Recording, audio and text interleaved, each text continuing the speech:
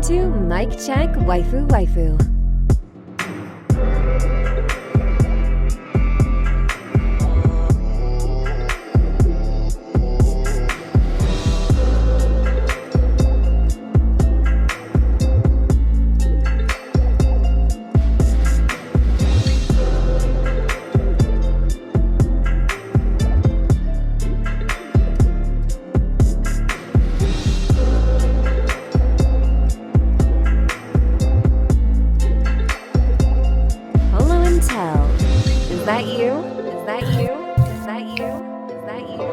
I moved it. You already know.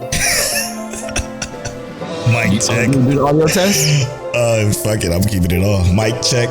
Mic check. Waifu. Montelum. Is that you? Montelum too much. What's happening, Polo? This is episode 220 of Mic Check Waifu. As always, it's brought to you by Patreon. Patreon.com/Mic Check Waifu. Listen. Before we start this episode and go into the rigmarole of the Patreon and everything we got to talk about today, we like to say a special thanks to another new Patreon producer. No matter how long this Patreon producer list get, we will say every single name, every single episode that you produce in this of the show. Another one. Thank you so much. Shout out to Justin. I'm not going to say your last name. I don't know if you want us to dox you like that, but Justin, thank you so much for producing this and many other episodes coming up soon of the podcast. We appreciate you. Make sure you guys, support us on patreon.com/MicCheckWaifu. But let's get to the rest of the Patreon supporters. Dre to Go G is back. Shout out to Dre to Go G. Johnny from Shogo High. Chaotic Culture host himself, Ked the Pro, explicitly Monique Williams, Nachi, Frozen, Shati, Saphir. Thank you so much for producing this and many other episodes of the podcast. We appreciate you. It's a lot of producers. Again, no matter how long that producer list gets, we're going to say every last one of them. We thank you so much for supporting us. It means the fucking world to us. Couldn't do it without y'all. Thank you so much. Patreon.com/Mic Check Waifu is where you get early access to the video version of this podcast. You get access to the conversational podcast, The After Story, which just released a new episode recently. Now, this one is about video games because it's been a big video game month for us. Yeah. A very big video game month for us. So you got my general thoughts of Starfield and Tell's general thoughts of the Pokemon DLC. So make sure you guys, if you're into gaming at all, make sure you go check that out. Don't worry, we got another after story coming up, and that might be a little bit more personal. You never know, but it's coming up next week. So make sure you guys support us on Patreon to get access to that. Also, you get access to all of our exclusive single reviews and video essays and conversations and antagonists and all kinds of stuff over at patreon.com/Mic Check Waifu. We appreciate you if you do. Also, remember, September 24th, next week, Sunday. Okay, Sunday, September 24th, 10:30 CT Central Time.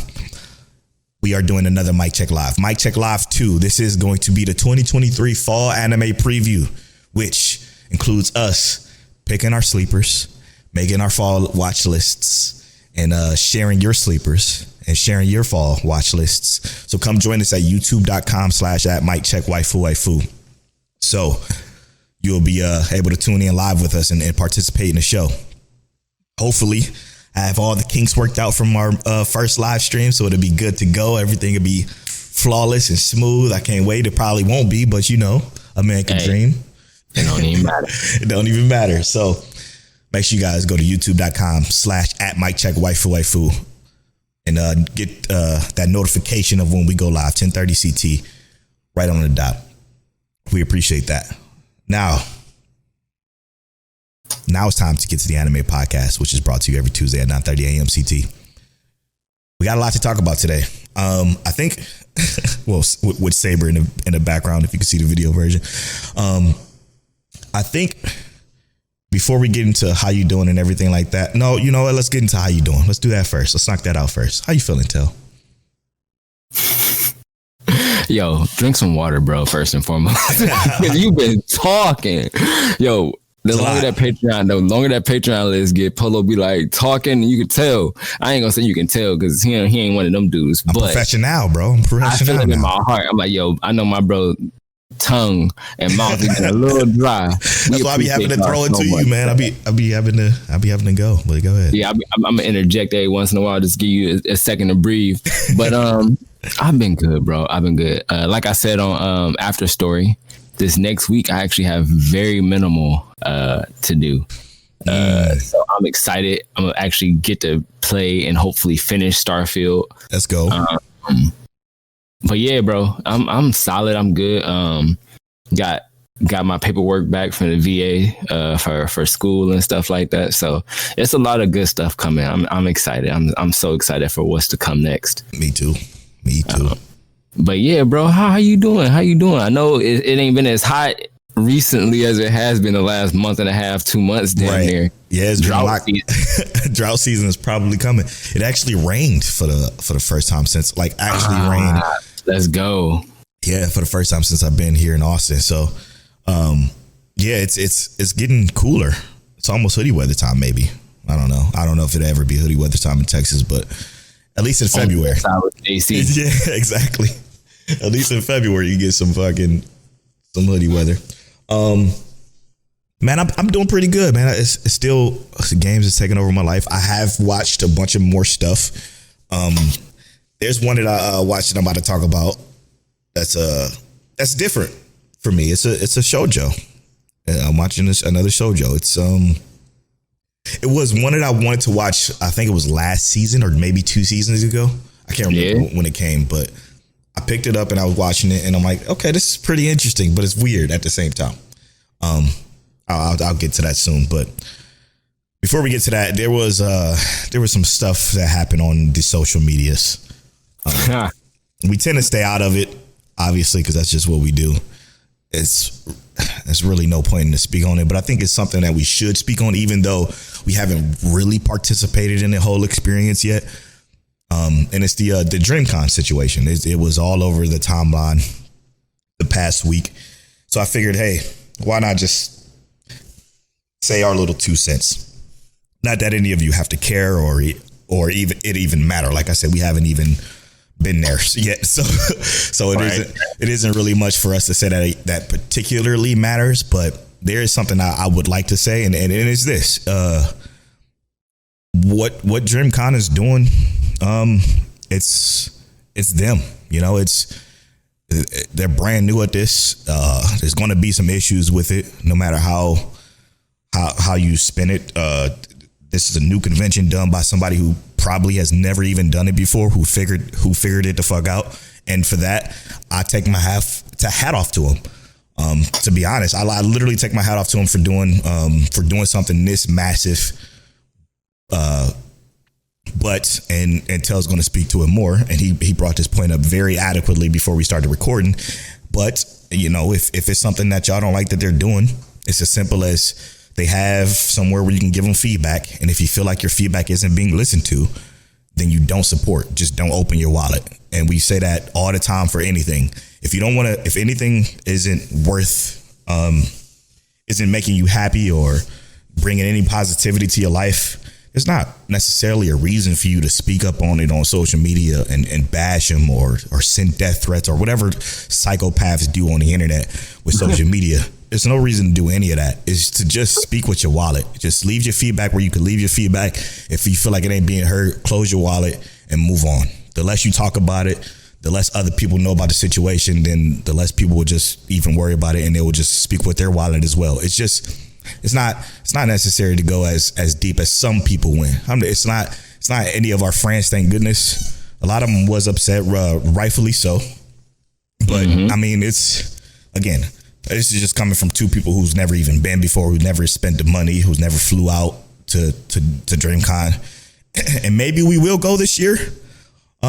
We'll see. I don't know. It's close to the Polo, so maybe. Yeah, it is close to me now. At least this year. I don't really care about those things that much, but it'd be good to get out and just to see our friends, which is what I would really go for, because I'm gonna be honest, and I don't really care too much about the celebrity, quote unquote, that's involved in it. Like none of them piques my interest. Like I was never entertained by any of them. So like the only reason I would go is to go to our friends' panels, like, you know, exactly. Blur, Inside the Mind of a Blurred panels or Blanime panels or Worst Gen or Anime After Dark. Like that'd be the only reason why we would go, to be honest, is to see them, not to really see anybody else. And for them to make that harder for them to participate does suck. But again, that's time for us to even figure out a way. Maybe we do something on our own one day, or, you know, speak with our wallets and don't show up. Tell, I'll throw it to you, brother. How you feel about this? So I actually had no idea that this was a ongoing thing. I thought people complained about it the week after and just moved on. But as someone who has not been to Dreamcon but has been to other conventions, and I understand what Polo told me before is that they Dreamcon upped their prices to $100 for the tickets, right, for the weekend. I went to ColossaCon and OhioCon when I lived in Ohio. Both those conventions were a minimum of $100 for the weekend. And if you stayed literally just for one day, you paid $100. And that's to me, I thought that was wild. So why not just get the weekend pass? And that's not to say that like the pricing for Dreamcon or anything is wrong. But like Polo said before, you have to speak with your wallet in a lot of these scenarios. Also, talk about the organizational parts of it. In terms of organization for this convention, yeah, like Polo said, these are guys who don't have mentors or we don't know who their mentor is in terms of developing something like Dreamcon. So yeah, there's going to be hiccups, and yes, as a business, they should be better, especially when it comes to protecting their people, making sure everybody feels like they're getting fair treatment, or even making sure their panelists are being treated like panelists would be at any other convention. Because your panelists don't have to be there. They could literally take they followers, viewership, everything anywhere else. But the reality is this. When I went to OhioCon and ColossaCon, those conventions, they were still messy at a lot of times. I remember going, like I told Polo, I remember going to the raves or dance parties for both of them, and they were supposed to be 18 plus. I'm pretty sure not everybody in there was 18 plus. I'm pretty sure awful. Other stuff that was not supposed to be there was there.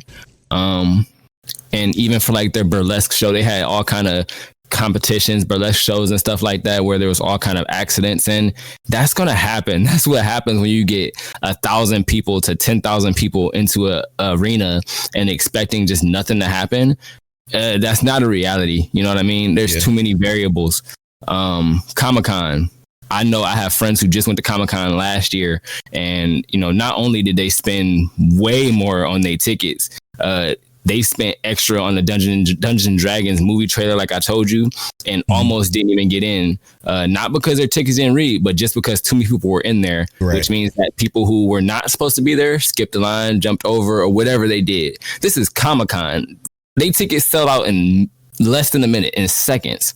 One of the largest convention in the US for like this kind of thing, and it's not perfectly organized. It's impossible. So I think that there's two different things you can do. Give them some grace until they can get it together in a way that's more professional for what you might deem fit, or speak with your wallet and don't go, because they're going to get it together regardless. You know what I mean? It's got to keep going, and that's what's going to happen. Speak with your wallet, or give them some grace and just roll with the punches until it's better. Yeah, and I know the main topic of conversation was the fact that like panelists has to pay for their tickets now. I get them being upset about that, because like Tel said, like if like the panelists are really why most of the reason why a lot of people go, and apparently they had issues last year where there were so many panelists that had like so much more turnout that they couldn't fit it like inside the mind of a blur. Their panel was inside of a small room, and they had to turn away what seemed like 50 to 100 people there on the street. And that sucks, man. And that sucks that, you know, the panelist who's literally bringing your show content has to pay. It does suck. But again, just leave the feedback, and if you feel like you're not being heard by any of the show organizers, then speak with your wallet. or start your own shit, you know, or exactly find a venue and, you know, like, you know, raise money, find a venue and do what you got to do. You know what I'm saying? There's other ways if it's that big of a deal, because the way Twitter made it seem like it was that big of a deal. I mean, there was all kinds of spaces and people talking about other shit. It was just crazy. It was wild. I'm like, I'm just, you know, as I do, sitting back in my chair, scrolling from afar, like, that's interesting.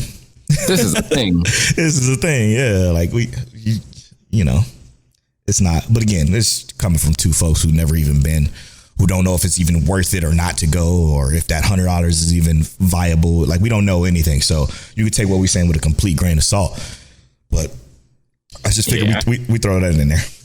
And just to be fair, if I'm spending $100 to go somewhere, especially like a convention, I feel like I already know what I'm getting myself into, and I'm just there for the ride at that point. You know what I mean? As long as I'm alive when I leave, that's all I care about. Yep. I want a good experience, but you don't know what you're gonna get when you go. So let's be real. That's true. So we might go. Moral of the story, we might. I'm not pressing to get, you know, tickets though. I'm not fucking rushing to every drop they have or counting down the days or whatever. I don't really care that much. So with that being said, I just jump the fence. Right. I'll probably just show up to the convention center and stand on the outside of the motherfucker and say hi to everybody and dip. But you know, this might check waifu, where we discuss seasonal anime. This week we're gonna be finding the list for you to like shows that we feel like that are must watches. I don't know if we did this season yet. I don't think we did, but I think we talked about some that might be, maybe that was the end of last season. Yeah, there's something like that. But today we're going to try to give y'all a list of stuff that we think y'all should watch this season. And I'm going to just keep it real with y'all. It's not a lot. Because this season, to me, the season started off hot, then got middling in the middle, and then got kind of bad at the end so far. Like, there's still a couple of episodes of things, you know, that's still wrapping up. But there's a lot of stuff that I just kind of sat down to binge later, because I don't think it's worth my time week to week. Yeah, it's less than lukewarm on some of these. Yeah, less than lukewarm is about where I'm at. So let's do it, man. Let's put together this list. Now, how we want to do this? Do we each want to just bring whatever we feel and then put them together?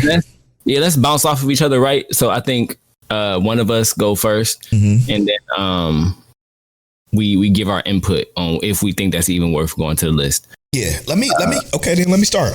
Let me give you the biggest surprise I think is 100% worth watching. One of my favorite shows this season is Reign of the Seven Spellblades. This show has been, I know we didn't give our sleepers too. I'm gonna just say that this was my sleeper, not a sleeper, but fucking episode of the week. Like this show it's crazy because it came out of nowhere, and it just feels. It's so intriguing how they are building like so much character development within this show and in a world that's super interesting, like that I'm intrigued by. Like they set up the rules of the world perfectly, and the characters are likable, and it's just it's a breath of fresh air having an anime like this that we haven't gotten probably since a regular Magic High School, like something like this. So Reign of the Seven Spellblades, I think is definitely a must watch from this season, and it'll be a dope binge. And it has 2 episodes left? Yeah, 2 episodes left. So we're gonna see how it wraps up shortly. But so far, so good with this one. Are we only talking new stuff this season? Yeah. Or are we talking about just anything in general? New stuff this season. All right, new stuff then. Got you. Oh, I mean, we talk returning too, obviously. Yeah, that's obviously my fault. Oh, you're right. You cool.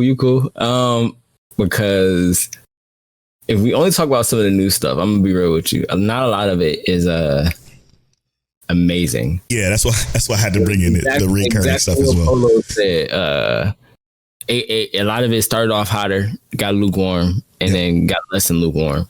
I will say one of my favorites for this season actually turns out to be Polo's sleeper. My Dream Boy is a realist, or the Dream Boy is a realist. Yeah, bro. And that's a must watch this season, especially after this latest episode. 100% a must watch, bro. I feel you. I feel you know? because it's exactly what you said, right? But I like that due diligence that he gets back. So the Dream Boys Are Realist is definitely gonna be on my must-watch list for this season. Yeah. What you think about that? I like it was my sleeper.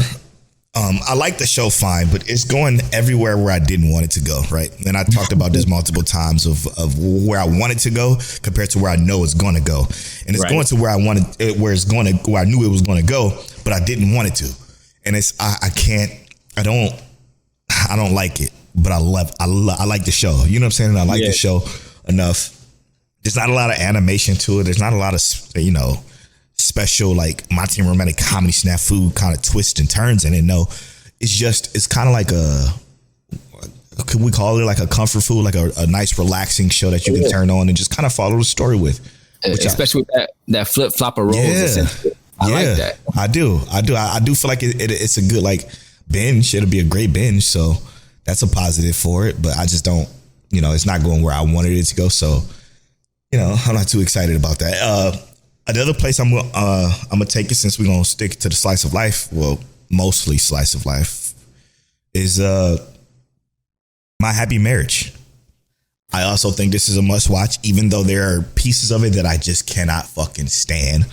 I.e. the power bullshit. Like I absolutely cannot stand it. It's the worst part about the show. But when it's gorgeous though, it's pretty, but I cannot fucking stand these powers. But when you're watching a show and it's doing this slice of life thing, it's so captivating. It's an intriguing story with intriguing characters with a very crazy situation that could have done without powers. Period. It's as simple as that. But I do feel like it's a must watch. It's an easy watch. It's a Netflix dub. So you're getting, dub or sub, however you like it, right then and there. A way better binge than it is a week to week. I'll tell you that much. Because I started off as binge and then I went week to week. And this most recent episode was very much why I'm like, I should have just binged it. but it's a good show. It's a really good show. I enjoy it. Oh man. Did you pick it up? I watched the first episode, but only because I'm gonna rewatch the whole thing. Because I know this is about to be the last episode in 2-3 days. Yep, 2 days. Monique and I gonna watch the whole thing, especially because it's dubbed, because that makes it easy to just turn it on. But I watched that first episode. I was like, yo, this is beautiful shit right here.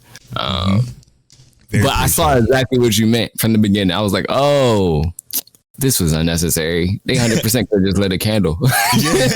yeah, dog. Like, you ain't gotta do that. Let's keep it pushing, man. You ain't gotta do all that. It gets so much worse, bro. It gets not worse, but you know what I mean.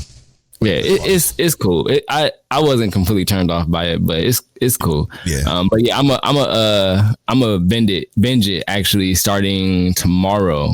We'll binge it and then we'll finish it when the new episode come out. But stay on the slice of life tip, right? Come on, man. My episode of the week is Rent-a-Girlfriend. And I'm only choosing Rent-a-Girlfriend because I feel like I thought you were gonna choose something else. No. Like Jobless Reincarnation. Yeah, but I had to give spellblades some due though. Rent-a-Girlfriend has, to me, it's this certain like our main character is still trash sometimes. Yes. But sometimes he's cool. But it's the girls around him, bro. Yeah. Oh my God. They make it so like, I can't even say they make it bearable, because bearable mean that you still like in pain watching it. Yeah, exactly. No, they make it the best. They make it the best, bro. It's like, it goes from, okay, I'm bearing it to like, y'all, nah, this show is good as a motherfucker sometimes, bro. No, I agree. And I excuse my language, but that's exactly how I felt watching this recent episode. I was like, oh, I love her. And I love the way they stick to these like certain characters, like how they stick to their tropes. Rent-a-Girlfriend, I feel like this season was, it's my favorite season for this anime specifically. It's great. 100%. I couldn't agree with you more. This is literally the best season they had, which is sad because like a lot of people dropped it after season 2, and season 2 was awful. It was real bad. It just had moments of progression that that finally seemed like we were getting somewhere in season 2. It were few and far between, but when it happened, it was, it felt good. What makes this season so much better though is that there's a much more like just known focal point. Yes. You can see exactly what we're going for, and basically from the beginning, from like the first 2 to 3 episodes, we know exactly what the goal is, and they just delivered on that all the way through, and it's just like, man. Yeah, I know a lot of homies like Rob J is waiting for it to be dubbed and done, and it's worth it. I think it'll be worth it because it's a great season this season, and. I mean, to piggyback off of that, to slide to what could have been an episode of the week this week was Jobless Reincarnation. Another must watch this season. Fucking this whole slice of quote unquote slice of life arc that they're going through right now, and bringing in the intro when it's doing something so like mundane is so funny to me because it's definitely a choice, because Jobless Reincarnation is known to when it has its structure of just either exploring or something crazy about to happen. It don't do any intros. It don't do any outros. It's just pure right into it. Like you can just flow like a movie. It's so beautiful. Right.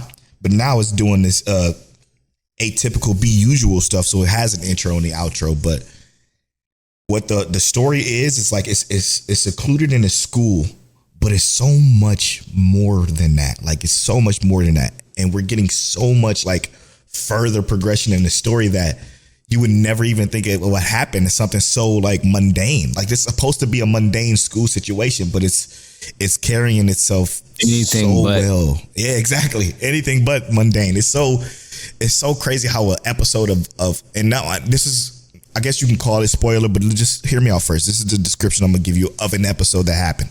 The episode was Rudy meeting somebody, Rudy having a conversation with somebody. The entire episode, and that's it. But when I tell you it was the most progression you will get in this entire series of what the overarching story is and the main plot line of the situation that we are in, it was the most important episode, the most important piece of it. And they were in one room the entire episode having the conversation. That's the entire episode. You meet somebody, they're in a room, the entire episode, they're having one conversation, and it's crazy how good it is. It's crazy. The show is damn near perfect. Now, there are some people who have gripes with Rudy, obviously being, a former otaku nerd otaku nerd virgin who's never had a girl with his little perversions. And while I don't obviously agree with the perversion piece of it, because I'm just not a pervert, I think it's just his character. And I don't even want to say that because it's going to sound fucking crazy. And I'm not mad at it, I guess, would be the term I would use. I'm not mad at who he is, you know what I'm saying? And it's while I don't agree with it, I don't think it's okay. It's just the way that it evolves around a story. It works for me. It just sounds weird saying it. It ain't the worst of worst. But yeah. It ain't Shishomaru and that little girl having a kid 1,000 years in the future. Right. It ain't none of that. It ain't fucking DxD or no bullshit. It's legit. It's a legit good show. Like one of the best shows. One of the best isekais. Like up there with Overlord for me personally. Yeah, top 5 for sure. Isekais. Yeah, top 5 isekai for sure. Zom 100. Yeah, bro. Production issues aside, like if they didn't have the production issues, this would be perfect. Yeah, it's actually a phenomenally, like it's kind of wild how good the show is for what it is. You know what I mean? Yes. Like another, and I'm not trying to say like another, zombie anything, right? But like a zombies been played how much for the last decade and a half. If you include live action shit, yes. Not in the anime world.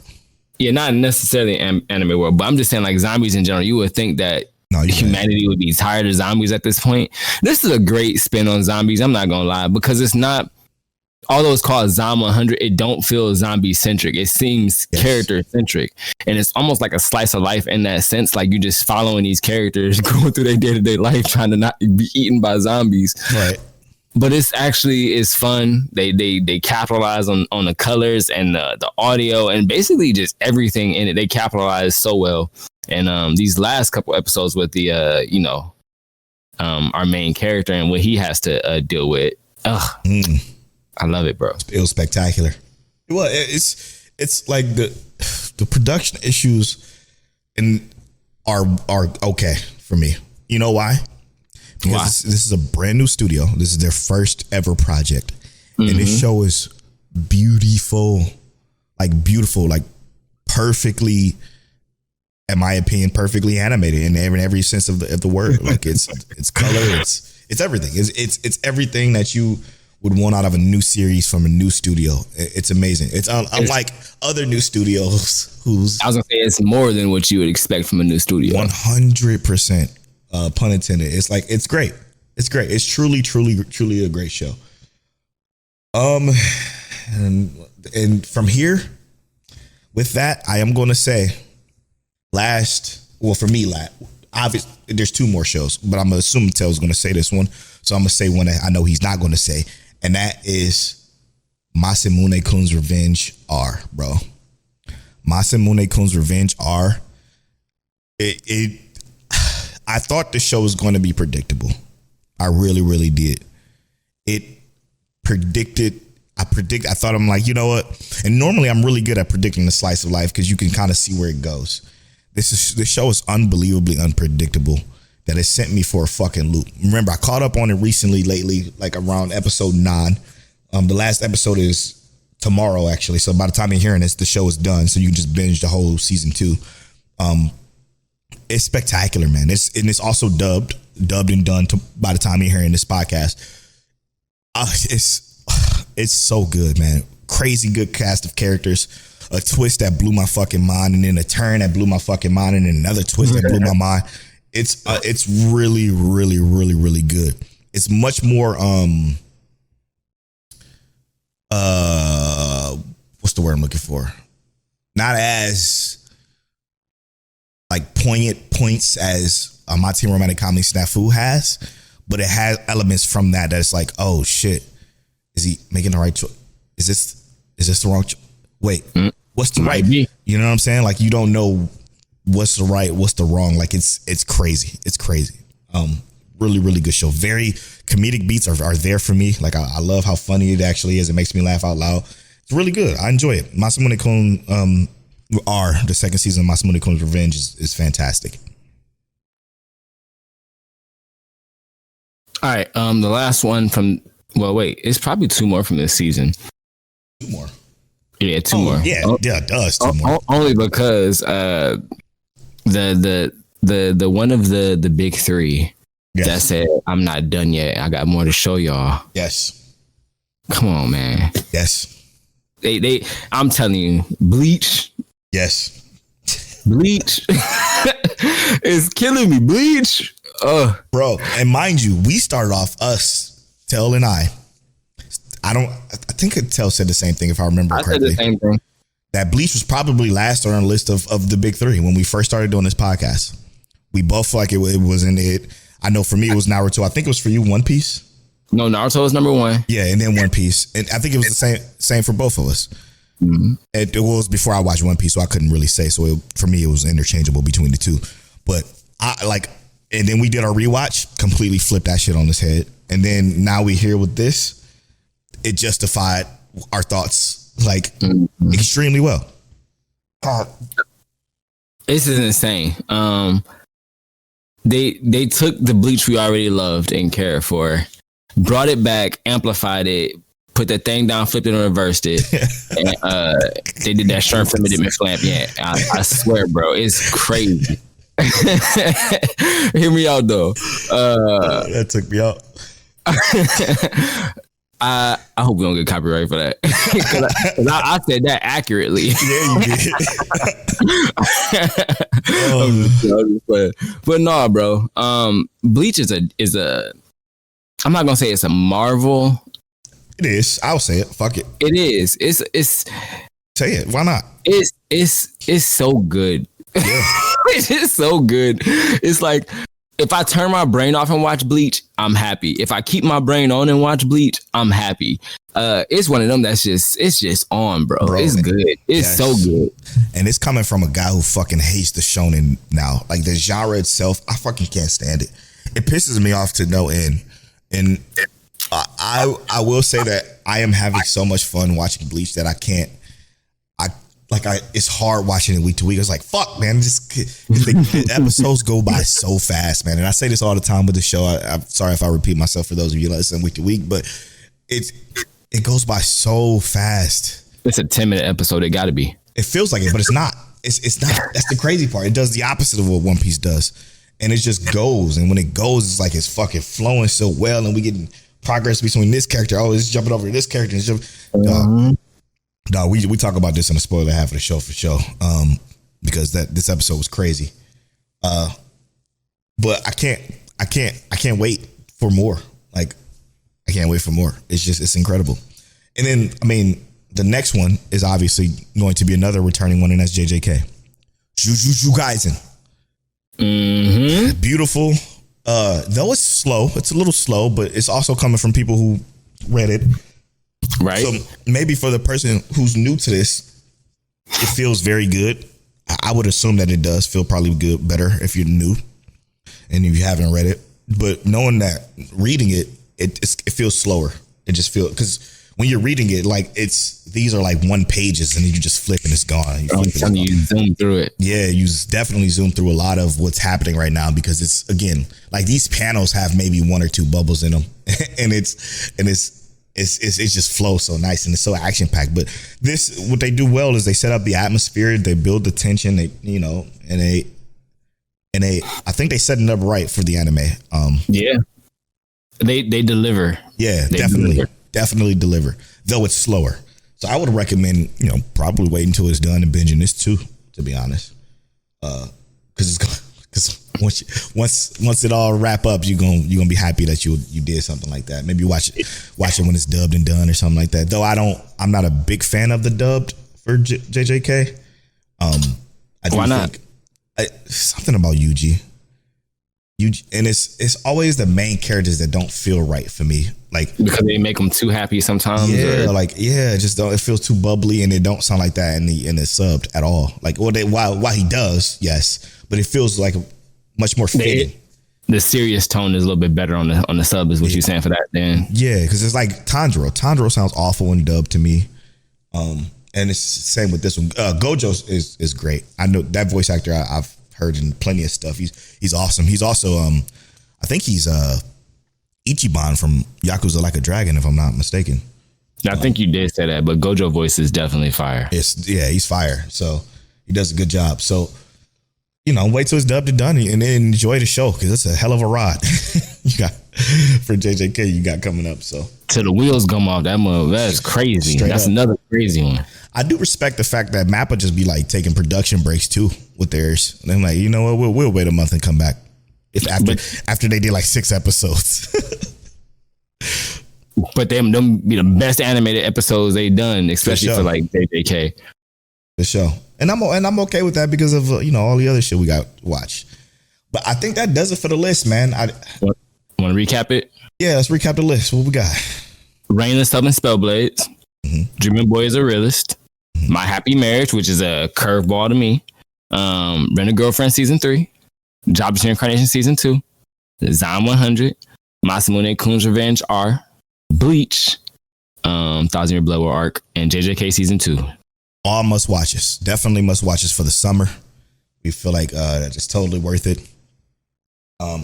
Now, before we go into break and do our recommendations and go into spoiler talk, there's a couple of things I want to touch on. Okay, if you don't mind, Tel. Mm-hmm. I've been continuing to watch One Piece. Mm-hmm. I am at 614. Now, here's the thing. Okay, I found something on Reddit. You just browsing, just looking around. You know what I'm saying? Okay. We also have a Reddit too. Might check waifu. Reddit.com/r/might check waifu. And with barely anything there, we don't really talk about it, but we do have a Reddit, so join it, post there, whatever. But found something.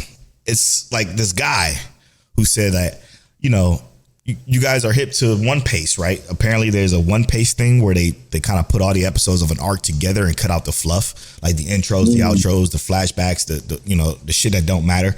They cut it out and they put it together in one giant episode.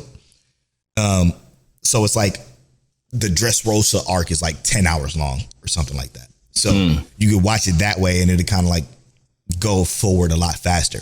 I found one better than that. The guy who says, he's like, well, I know One Piece is doing their thing, but the way they cut the arcs up and they put them together in these one long episodes makes it harder for you to go back. What this guy did, he virtually did the same thing. He cut it up, put the arcs together, but he put it together in a more bite-sized way. So he also included like times where they would repeat the same shit over and over. He would like he would cut that out completely, and he would put it together in like pieces of an arc. So Dressrosa arc is like multiple pieces, but it's cut down to like an hour episode or an hour and a half episode, much more digestible. Intros, outros gone. He has the intros at the start and he has the outro at the end, but it's like a more digestible thing. And I started off like, when I started doing that, I started off at like 576 I was watching, and then I started doing that cut. Got all the way to 615 in just like 3 of those long episodes. Like it's so much fucking easier to watch. Unfortunately, you have to like download it from a Google Drive, which, you know, whatever, you know, like I have gigabit internet, so it takes me like 3 seconds, but it's wonderful. It's been a wonderful ride, and it's honestly making me enjoy One Piece a lot more. I'm telling you, and that's why I liked reading it so much better. What's the name of the second one? I know you said the One Piece was the first one. What's the name of that second one? Just a fucking link on Reddit, bro. I have no idea. Just like a link on Reddit. Yeah, he's like, I can find a Reddit and maybe link it. Maybe I'll put it on our Reddit. Shit, fuck it. But it's been much more enjoyable. So I'm still on Punk Hazard Island, this arc, and it's going to go into Dressrosa. So is it dubbed? It's dubbed too. Yeah, it's dubbed, so it's clean. So I'm watching it. I'm on the part where the kids, one of the kids who has been sedated just ate all of the candy on the island. So all of the kids were chasing her down and they were trying to fight her to get the island because they were like drugged up and shit. So she just ate all the candy and she's like about to fucking die, probably from OD. And Luffy is fighting CC or Caesar Clown, and Smoker is fighting Virgo, another admiral who's been kidnapping the kids for CC for those experiments. Zoro just got finished cutting up that harpy lady with the admiral captain. There's a lot of fucking arcs going on, so bear with me. Also, what else?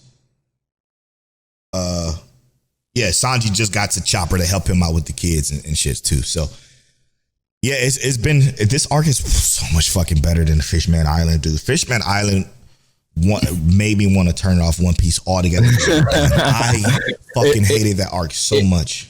It could have been better though if you had this. You know what I mean? You probably could have just gone past it. Who's your favorite Straw Hat right now? I think it was Sanji last week, right? No. It's still absolutely not Sanji. Was it Nami? Nico. It's always Nico. Nico Robin. All right. It's always Nico. She's just my favorite in general. But her screen time is so little. I think it's because she's just so fucking, like, how do you write her into certain situations? Because she literally just LaFleur and breaking people's fucking necks. It's like, for her, it's kind of, it's too easy. A cheat code. Yeah, she's a cheat code. So, I mean, right now it's probably, I love Brooke, man. My man. Brooke is literally making me laugh out loud so fucking much. That is also my favorite Straw Hat. I ain't gonna hold you. Brooke is that guy. In this particular arc, he's been hilarious. It's been so funny. he's been doing shit like, he's like, it's so cold that I'm fucking freezing to the bone. Oh, that's right, I am Bone. He's just fucking, and his voice actor in the dub is great. He's just a fantastic character in general, just a great comedic relief. This arc has made me laugh out loud, like for real. Like, I started a thread on my Twitter, so if you follow me at Polo Born Fly, there's a thread that I'm doing, and just a bunch of moments that's been making me laugh so hard. I've been like, yo, this is great.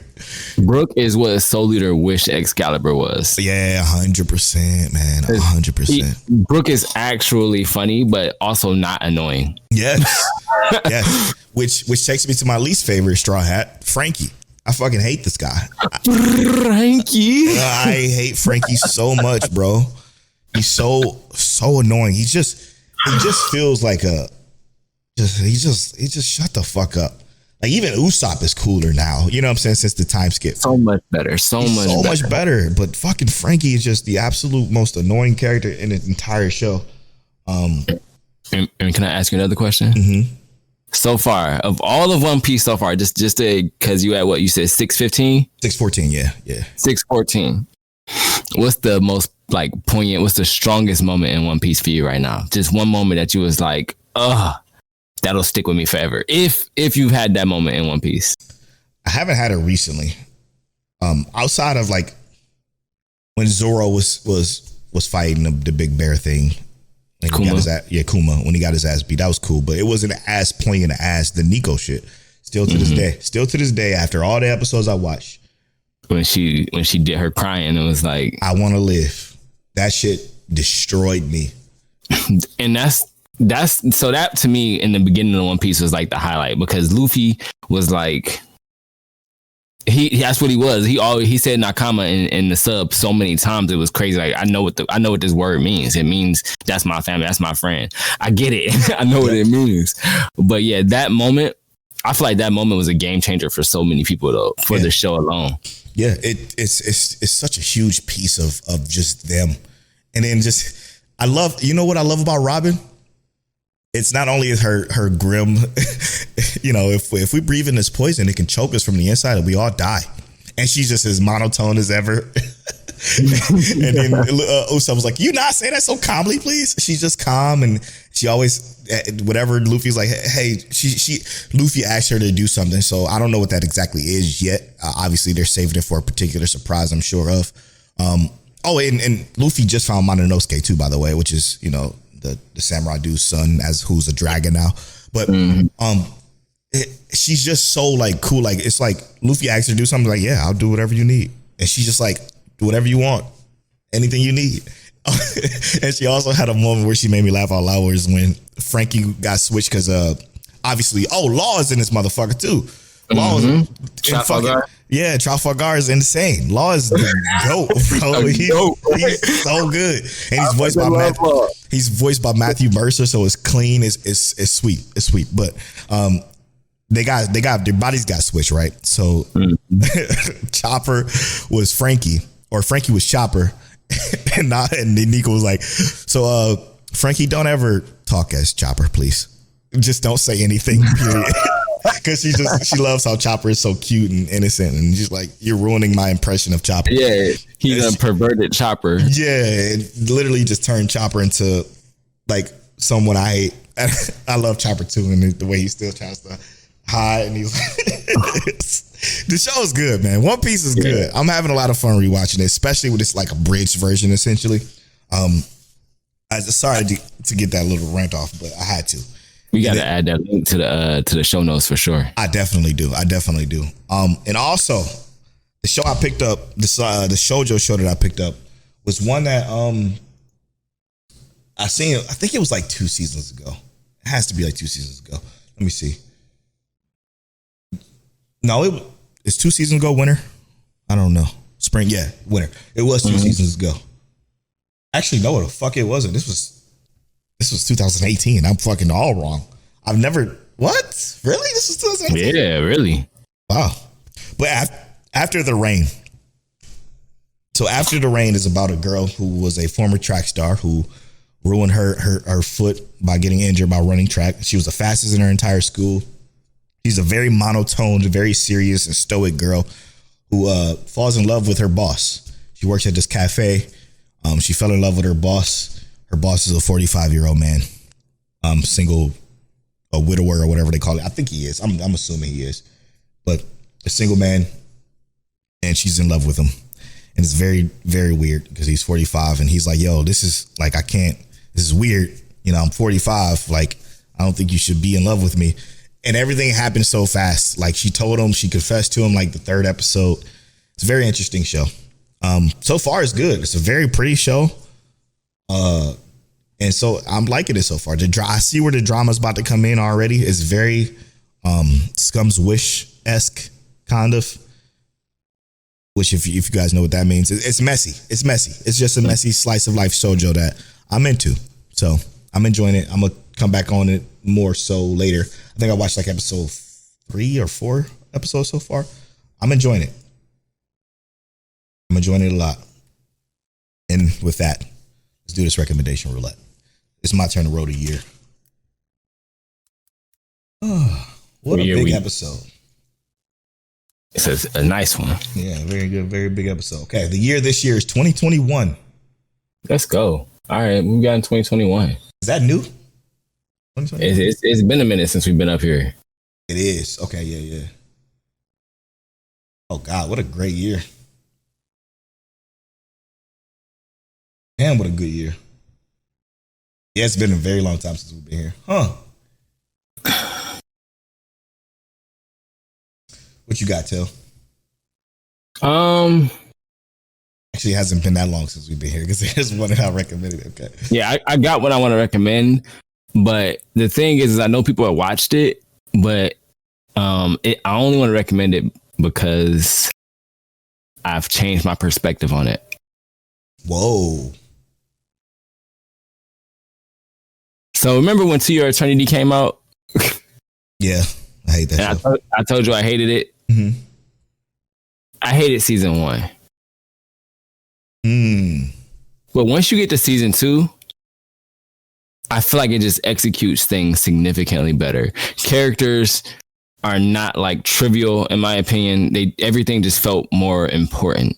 And it could be because our main character developed a lot more. Because in that first season, the development was, it was, I guess, a more philosophical development more than like an actual development of the character.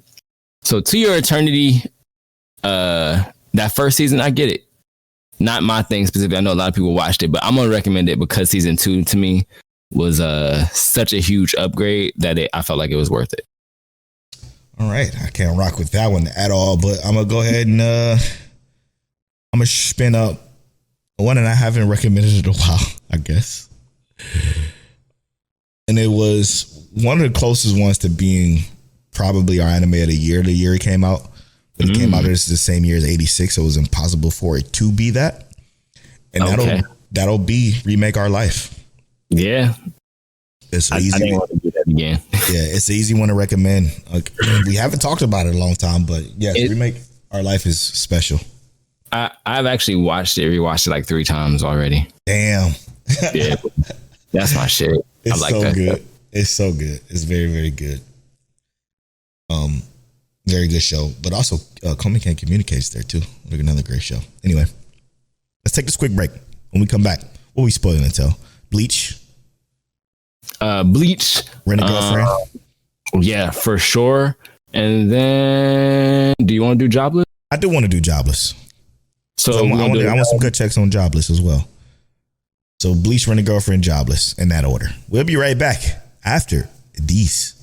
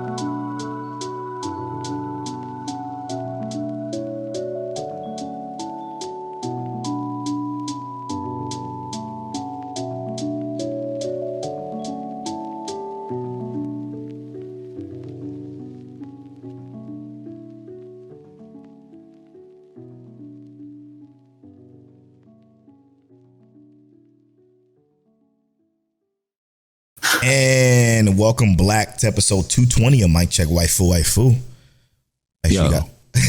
Make sure you follow us on social media at Mic Check Waifu on Twitter, at Mic Check Waifu Waifu on Instagram and TikTok. What's up? We got to make that Welcome Black a shirt, bro. I'm doing it. Yep, we're doing it. We got to get that because I'm buying it. I'm buying it immediately. Welcome Black. It's definitely going to be, we're going to revamp our old store, actually. We got to get that done as soon as possible, which is, it's going to be a goal for the next, I'm going to try for next week, have it up and go next week. Because we got a lot of dope designs already that we just put up, starting from scratch, like the MCWW, the coin, and Welcome Black is probably could be one as well. All right. So, starting off with Bleach, man. Show is fucking incredible, dude. It's so good. All right, so where to go? I don't know where to go. Tell where you want to go. All right, so we bringing out zombies. It's a zombie kind of episode. Yeah. So okay, that's where I wanted to go. I needed that quick refresher. How do you feel about people being blown back? Do you think they're gone? So I think that they left in the fact that she turns them into zombies before they die. They're dead. Yeah, that's okay. We're on the same page. Like, so that they could come back, right? I'm not, but hear me out though. And I'm only gonna say this because I'm not a fan of it.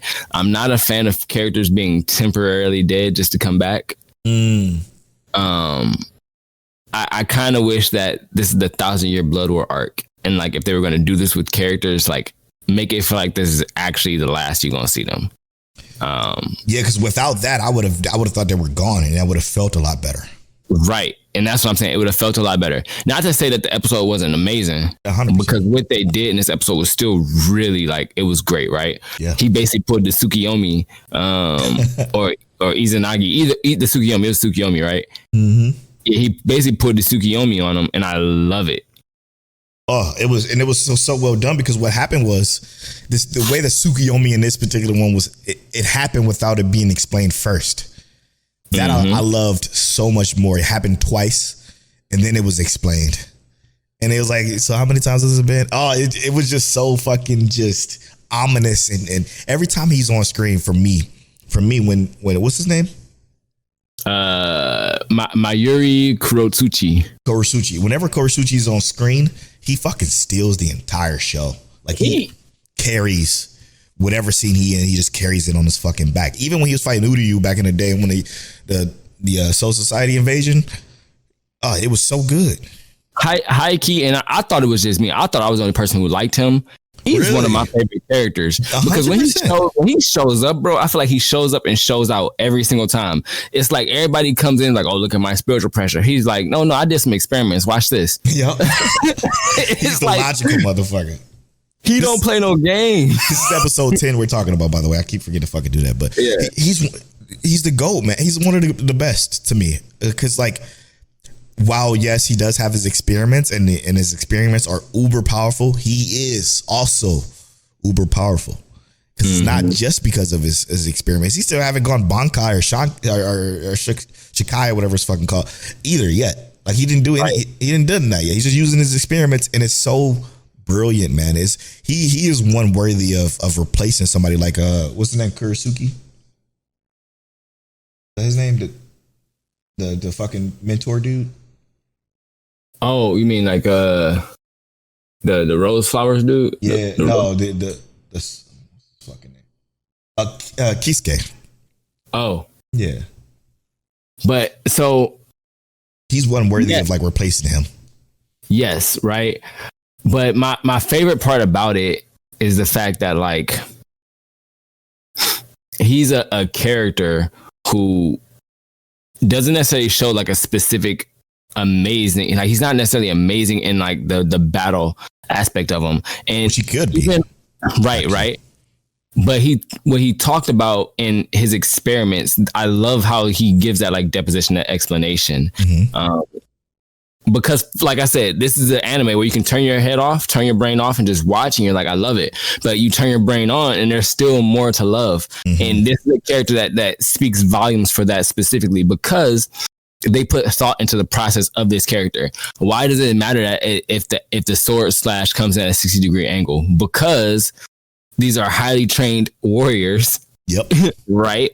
And the perfect or best angle to slice at someone at is around that 60-degree angle mark. So he doesn't even have to do anything. He just can autonomously block. I love that explanation because it's something you have to know for it to even matter. But he's an amazing character. But on top of that, we got the Byakuya. How you feel about Byakuya kind of getting, I'm not going to say he got played, because he didn't. Nah, yeah. He's clearly ridiculously powerful, even more so than he was in the past. How you feel about his sword falling in love, though? Zenbunzakuya. Yeah, it was so fucking just just watching him fight is always so entertaining because it's just so like it always look effortless, you know. Mm-hmm. But no expression. Yeah, he just moves. You know what I mean? And he glides fucking across the screen, and that, again, what Bleach does so well, like which shits on One Piece, by the way. Just the fights feel so guttural, like they're impactful. You know, they're like they hit dynamic. Yeah, very dynamic, and just while One Piece kind of just there's a lot of shit where it's just a bunch of spinning of the camera, and it don't feel as good. But I digress. It felt so good watching him fight, as smooth as he is, but it still felt as impactful as ever. And I will say this, Pepe soundtrack came on, I'm just motherfucker vibing like, oh shit, bro. Like he was one of my favorite soundtracks to come on. Like it was that what it was like an R&B kind of like a smooth jazz style of fucking music. It was so good, man. And I want to touch on that, like you just said, about how they move the camera different when he's on camera. Because you 100% right. As soon as you remember when Kurotsuchi's zombie dude came in, they did exactly what you just said. They rolled the camera lens, made it seem shaky. And that's what makes it so good, because they take those different angles. And like I said, it's not to take anything away from One Piece, but they're using multiple different, types of these camera techniques to make things more dynamic. And Bleach is bar none amazing. It's crazy. Unbelievable. It's unbelievable. It's it's like watching a dance every time there's a fight on screen between no matter who it is and the villain. The only thing that Bleach does that the other shonen does that gets on my fucking nerves is the whole explanation thing. But sometimes in the way like Kurotsuchi and fucking like a lot of the big names who does intelligent shit is spectacular. Like for instance, Shinji. Did you know, and this is something I learned from just my random YouTube fucking algorithm threw this video at me. But Shinji, who became a captain again after he was like, he wasn't a captain he was exiled or whatever. He is literally the strongest Soul Reaper in the verse because of the way he fucking flips shit and literally flipping, turning and reverse it. The way the way he does that to people, and when he uses Bankai, he's not allowed to use Bankai near other Soul Reapers because he can literally not only turn them against their own kind, but he also can like flip it and reverse everything they got going on. So it's like his fucking Bankai is banned from being used. He is so fucking strong, and the way that he explained that just kind of like went through one ear and went out the other until I had this fucking YouTube video explain to me how fucking powerful he is. I'm like, wait a minute, that just made his fucking episode so much more crazy because he got bodied by somebody who's impressive. And what they do, and I say this every time we talk about Bleach, is they always make it like, how the fuck are our heroes going to win this fight? Because the villains just feel so strong, man. For like, obviously everybody knows Aizen, but even these Quincy's, they feel just so powerful. So when our people come in and they shine, it feels even better. It gives you that dopamine rush. That's just you're having fun with this show. And again, like we said, it's very dynamic with the way it moves, man. It's so good, so good in that aspect. I love the show. 100%. Gut check, man. What's happening next? Obviously, at the end, we got your watch finally getting to the Soul King, or close. How crazy is that about to be? I hate to say it. So your watch is about to destroy everything where the Soul King is, right? You think so? I think so, bro. And hear me out. They're really powerful though. Them boys is. I know, and that's what I'm saying. I don't think, based off what we've seen so far, right? Come on, and let's be real here. Let's talk about it. Iwachi ain't went nowhere unprepared. You saw what he did to Uncle Yamamoto. Not Unc. Yeah, he put Unc down. Yeah, you're right. And he ain't even really do nothing. You spitting. Tell him. He already had it planned out. He showed up and said, Unc, I need you to use all your power. Yep. Tricked Unc. Used all this power. Okay, all right, you done. Your watch is not pulling up to the Soul King unprepared. Yep. And I think that's why, and I don't know what's going to happen. This is what my gut check says. We're going to have to get Aizen. You still think they're going to bring Aizen? Got to, because what can we do? What can we do? Okay. I think Ichigo pull up to your watch, right? And it's like, you still part Quincy. So he shut down the Quincy part of Ichigo. We're not sure what he'll lose, but he got to lose something. I see an even fight at in the best case scenario against your watch, but I don't see a dub. So I feel like we got to pull out something that gives us a dub that your watch can't be prepared for. They think Aizen is incapacitated right now. I feel like that is solid. Aizen is incapacitated. Bring Aizen with you. You just don't know what's gonna happen if Aizen decide to show up for real. That's an interesting thought. I'm thinking you watch pull up and he's going to go through a hell of a fight between the Squad Zero, right? Squad Zero is, I mean, they are the creators of what the Soul Reapers are in its entirety. So it's not like yeah, but hear me out first. Hear me out. It's not like they're scrubs. You know what I'm saying? While your watch is the embodiment of Quincy's, they're the embodiment of Soul Reapers. So yes, it's going to be some fun fighting that goes on up there. But I think you're onto something only because of the simple fact that every time one of the Quincy's, the big Quincy heads died, he absorbed their power. There's something that we cannot forget that, again, Bleach does so well. He absorbed the power of the people that he lost on the battlefield. So every time they died, he's thank you. And he got more and more drawn into him when they died. So it's like, not only did he get stronger than what he already was, which then makes him, I think what you're saying is correct, which then makes him leagues above what the Soul Squad Zero actually is, which I still think they're going to give him a run because they're supposed to. Like they're supposed to. These are fucking the Soul Reaper Society. Yeah, exactly. The Soul Reaper Society itself. Like they created fucking Zanpakutos. They created just everything. So they're the gods essentially. So there's going to be a run, but they're going to get mopped. But I think you might be right with Ichigo coming in and kind of running the equals. But if Ichigo runs the equals with your watch, while your watch has the absorbed power of the Quincy's that he lost on the battlefield, what the fuck is Ichigo then? Like, damn, you know. But that's the thing. That's the thing. That's what I'm saying. Ichigo, we already know, human, Soul Reaper, Hollow, Quincy. We don't know what else is in that man. Might be an actual part demon in there. You know what I mean? But the thing is that's what it is that even for the viewers, right? We feel like Ichigo is such a wild card. And I feel like your watch is the most consistent thing so far. And that's just the fact that he ain't dropped the ball yet. Oof. Yeah. Like you said, when they die or they get defeated and he absorbed that power, he gets stronger.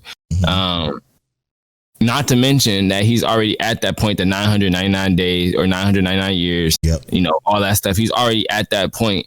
And as he gets there, you know, he arrives, they're going to keep defeating his people. And he's going to keep gaining that power every single time. By the time they're even able to pull up to the Soul King in the Squad Zero, I feel like it's already going to be a done deal, right? Because I don't think these people are going to be easy to just deal with. Yeah, I still I think we on it, and I don't think your watch is gonna necessarily have he gonna mop him, but he's gonna win. Yeah, and he gotta leave. He gotta leave his lieutenant guy there. It's one of them, right? Mm-hmm. I think he gonna get fucking smoked though. Yeah, I think he might get smoked.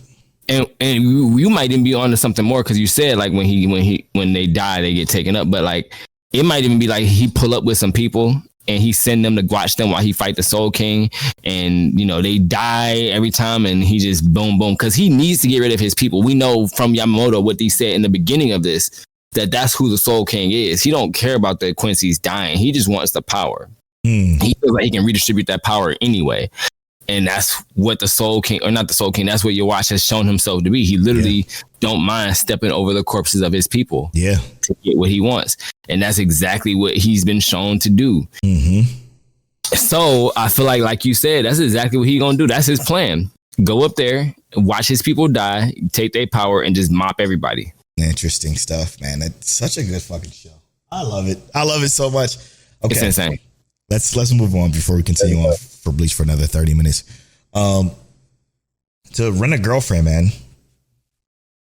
So our last week gut check was wrong. Entirely. He did rent somebody. It just wasn't who we thought. We was it's ahead a way better idea. Yeah, so we were kind of a week ahead, basically, because he ended up renting, which I still think is the wrong move. Like, don't fucking rent her, bro. I don't think she's okay. I'm just getting to my gut check. I'm not gonna get to my gut check yet.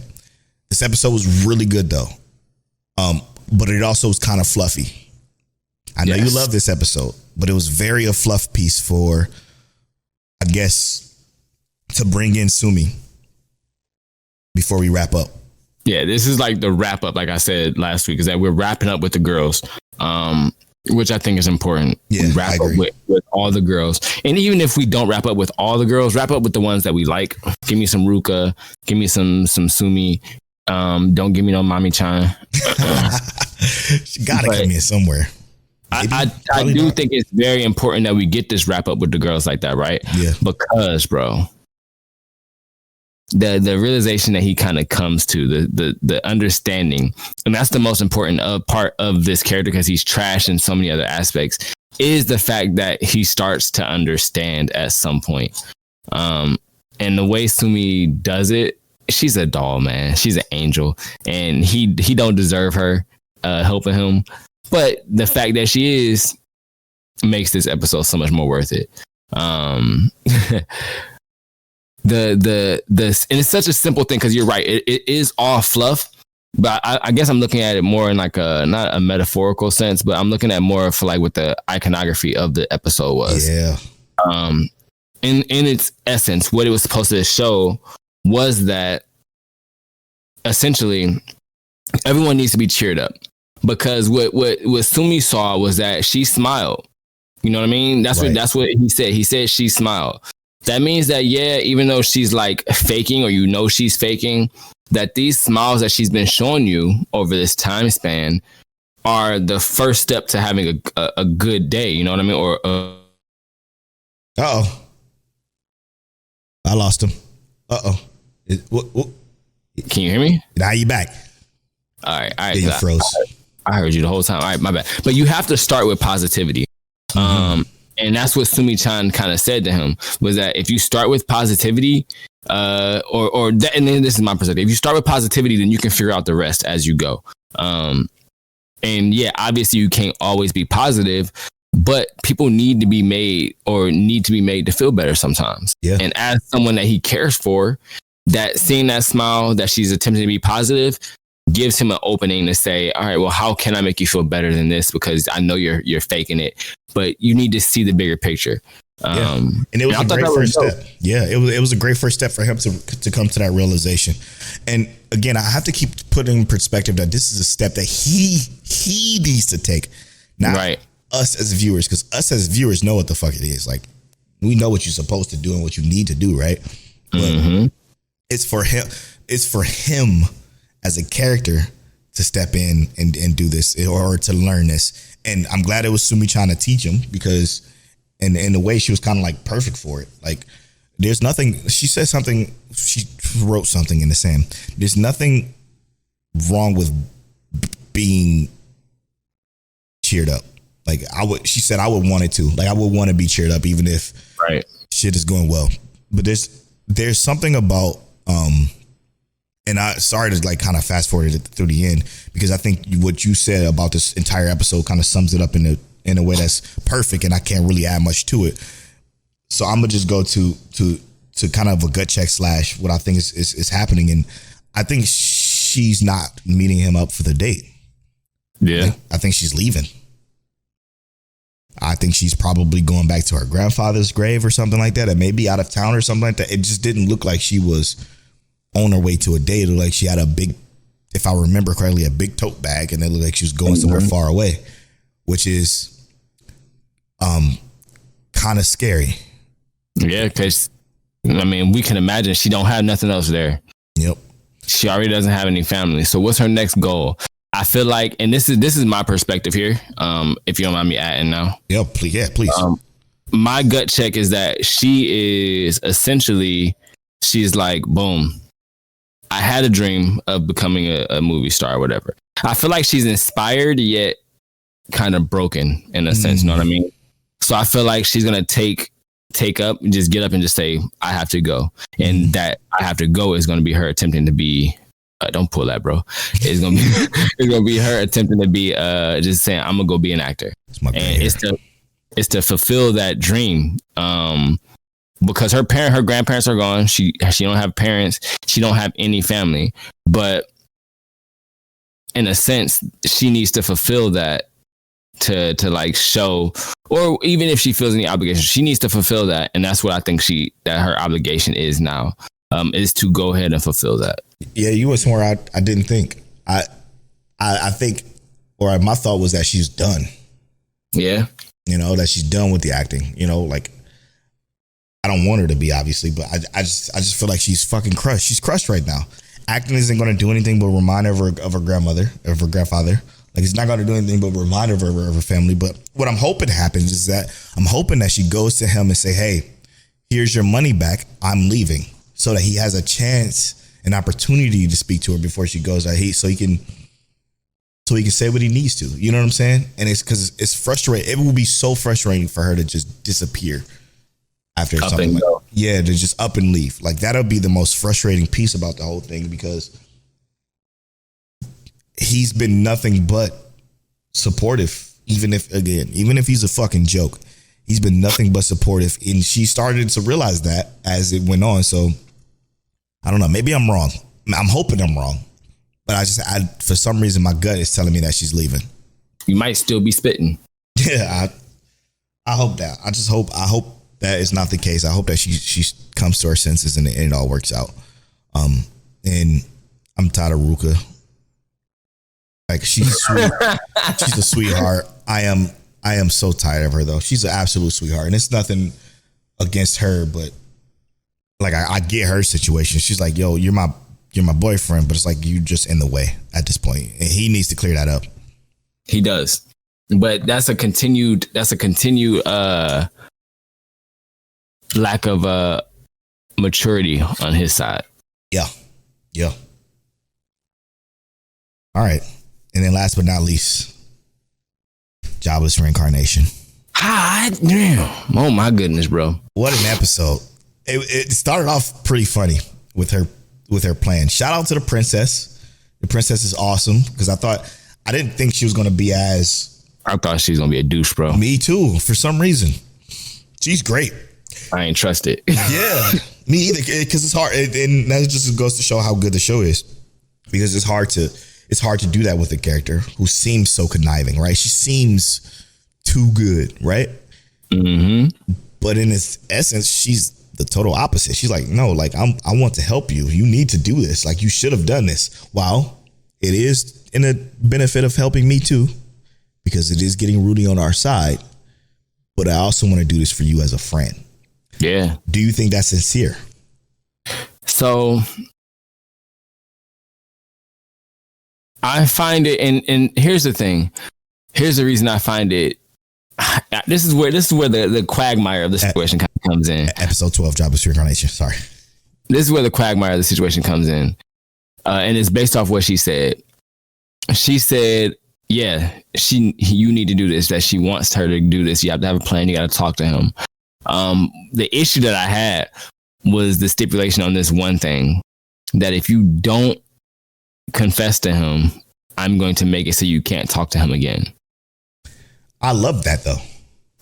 But that's the thing, is I agree with it, because it comes across as like she's trying to push her, but it also comes across as like, if you can't seal this deal for me, cut it.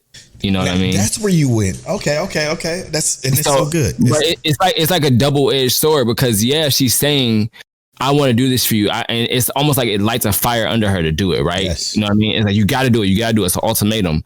But it's also like, if you don't do this, it's a punishment behind it. I know you love him. I know you love that man. You just confessed that you loved him and you want to have children with him, and you have these fantasies about this man. This is your childhood love. If you don't do this, you can't never see him again. And this is why the show is so good, because what it did was it sparked two different sides of the same conversation. Because while you thought that threat was a little bit kind of schemy, I didn't even think about it that way until you just said it. Now that you said it, I can see that. And I don't think I can't even say you're wrong or it's wrong, period, because it does seem that way. But my perspective, it seemed like it was the best, most honorable thing to do in this particular situation, because there was no progress being made from quote unquote Fitz side or from Sylphie's side. So she's like, listen, like, I've told you from the jump to just say who you are, you know? And even if he don't remember you tell him, hey, this is who I was, you know, i.e. like, just do it, you know? And that's like, it was special for me. It made me feel like she was actually legit when she did make that threat. That's why it's so it's so good that you had the complete opposite thought process, and it's nowhere near wrong. Nowhere near wrong. That could entirely be the case. And it's regardless, it gets an answer though. You know what I mean? Yes. It blew my mind. The beauty of it is that either way, you're going to get an answer. Yes. And it makes the show so special to know that two different sides of the same coin, basically. And it's captivating. And then for the plan to be executed as well as it did, it worked. Like, it worked exactly how they planned it, which makes her even more powerful to me and scary as a princess, because she put all that shit together. She's like, okay, this is what you're going to do. After the little story that Sylphie gave, like that, just that story alone was enough for her to put this plan together, and that plan to actually work. Because from Rudy's perspective, he's like, you know, something like this happened a long time ago when I was about 5 or 6, exactly like this. And then that's when he said, "What's your name?" And it was just, dude, it was so fucking good. It was so good. As awkward as it was at first, it turned out to be so good. And this is about to be a weird turn because this is in the show, but this explains why he was able to cure the ED a little bit. You know what I'm saying? Because he had an attraction to her when they were younger, you know? So intriguing stuff. I feel like this episode was like, and hear me out, because this show is so well put together, I mean this with like the best possible intentions. This episode was almost like intentionally clumsy, if you know what I mean. Oh, yeah, absolutely. Because it wasn't like, it didn't feel like they didn't plan this, but it felt like the way that the characters were talking was almost like they didn't know what they were doing in so many cases. And that's real. That's so real for an anime. I love this episode. Man. Yeah, because you think about this fact that, okay, it starts raining. This is all part of her plan. She made it rain, obviously. You saw it sucks up literally majority of her mana, so she's struggling after that. And then Rudy's like, oh, wait a minute. Let me fix that real quick. He goes to fix it, and she then has to readjust it to keep the rain going, so the rain falls. So then the rain falls. So then he's in his inner monologue like, yo, maybe somebody did this on purpose. We need to figure out who it is. While she's sitting there looking around, he's like, maybe she sensed it too. And it's like, it's very you described it so brilliantly. It's clumsy because it's a bunch of like missed thoughts and miscues and just right different shit that you see from two different perspectives that come when it comes together, all makes 100% sense. Beautifully done, man. This episode is beautifully done. And again, wasn't really shit to it. It wasn't, but it was conversation. It was conversation that is actually a lot of shit to it, which is brilliant, man. It's brilliant, man. It's culmination of a season and a half. Yeah, exactly. Exactly. All within these 4 or 5 episodes, or however many it's been. So next week is the last episode before the core ends, and then we have the second core. If I'm not mistaken, the second core is spring.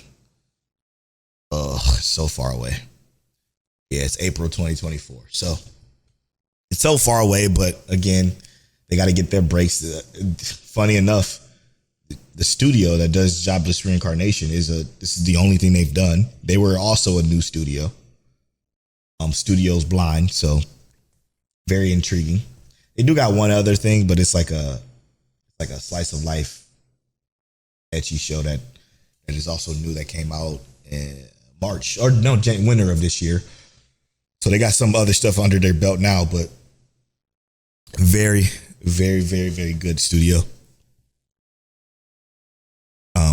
Yeah, but to be honest, Till, like, I can't wait for the rest of this. But you know what else I can't wait for? What's that? People to follow us on Twitter. I'm at Polo Bonfly on all social media. I'm at King Taliano on all social media. You can follow our social medias at Mike Check Waifu on Twitter, at Mike Check Waifu on Instagram, TikTok, and Threads. And as always, Mike Check. Oh, that was smooth too. You was like, that was.